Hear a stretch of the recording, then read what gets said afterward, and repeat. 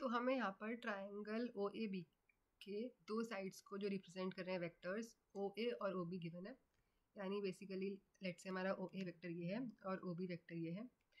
तो अगर इन दोनों को ज्वाइन कर लेंगे तो बेसिकली ये हो जाएगा ए बी वेक्टर। तो ये हमारा ओ है, ये ए है, ये बी है।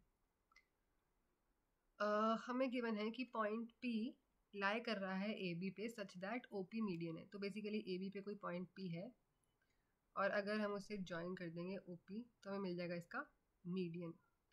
हमें निकालना है एरिया ऑफ पैरेललोग्राम जो बना रहे हैं ओ ए और ओ पी एडजेसेंट साइड्स। तो बेसिकली इन दोनों से एक पैरेललोग्राम बनाएंगे जिसकी एडजेसेंट साइड्स हों ओ ए और ओ पी। तो ओ ए और ओ पी एडजेसेंट साइड्स हैं, तो हम यहाँ से एक लाइन बनाते हैं और यहाँ से एक लाइन बनाते हैं। तो बेसिकली हमें इस पैरेललोग्राम, लेट्स से अगर ये डी है तो हमें इस parallelogram O A D P का एरिया निकालना है।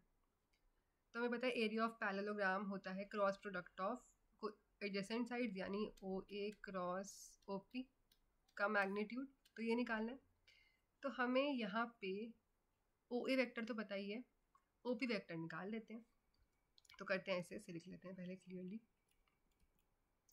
अब हम देख सकते हैं ओ पी वेक्टर है, पी इसका मिड पॉइंट है ए बी वेक्टर का। तो हमें पी का पोजीशन वेक्टर चाहिए क्योंकि ओ ओरिजिन है। तो ओ पी वेक्टर हो जाएगा पी का पोजीशन वेक्टर और पी इसका मिड पॉइंट है। तो हमें पी का वेक्टर मिल जाएगा O A vector plus O B vector by 2 से। ओ ए और ओ बी वेक्टर हमें पता है तो हम निकालते हैं ओ पी वेक्टर। तो इसे लिख लेते हैं। तो ओ ए वेक्टर और ओ बी वेक्टर की वैल्यूज पुट करते हैं, इन्हें ऐड करेंगे, डिवाइड बाय 2, ये आ जाएगा हमारा ओ पी वेक्टर। अब हम निकालते हैं दोनों का क्रॉस प्रोडक्ट।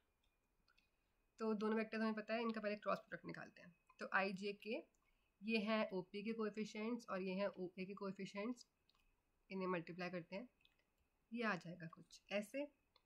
और अब हम निकाल लेंगे इनका मैग्नीट्यूड एरिया निकालने के लिए, यानी 2 का स्क्वायर 4 और इसका स्क्वायर 4 यानी √8, यानी कि 2√2 स्क्वायर यूनिट्स हो जाएगा रिक्वायर्ड एरिया। इसे लिख लेते हैं